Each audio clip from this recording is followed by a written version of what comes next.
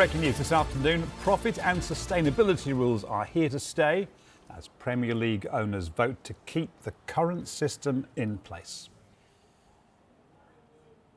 So our chief reporter, Kaveh Solokol, is here to explain what it all means for you and your club. It had been planned that a new set of rules would come into force from next season. That's not going to happen. Tell me why this is exciting.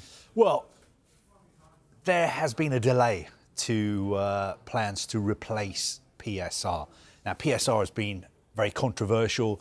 They are the rules that have turned football supporters into accountants because everyone's looking at the rules, trying to work out how much their clubs will be able to spend in transfer windows. Basically, the PSR rules said that clubs were limited to losing a maximum of £105 million over a 3-year period.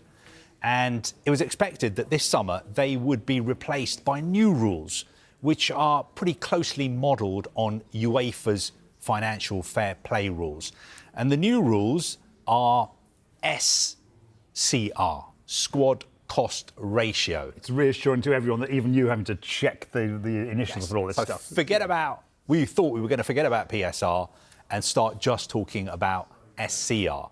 But we're going to have PSR for at least one more season.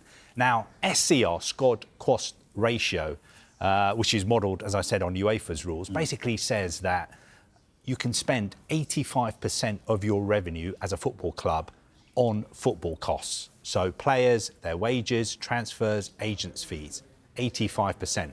UEFA's rules, I think, are 70%.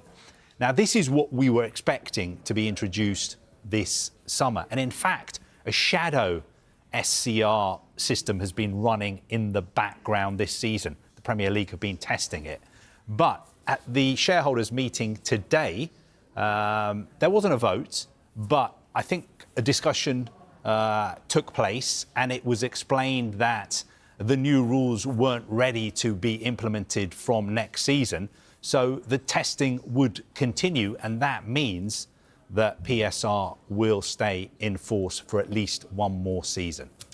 Is this good news or bad news, or don't we know yet if you are a club who are in some way hovering on the brink of either suffering a fine or not being able to sign anybody in the summer?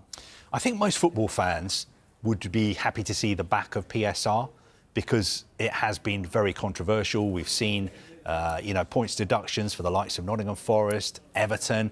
I know Manchester United supporters at the moment have got concerns about PSR. Everyone's trying to work out how much they can spend on transfers, whereas before PSR, it seemed to be that clubs could spend whatever they wanted.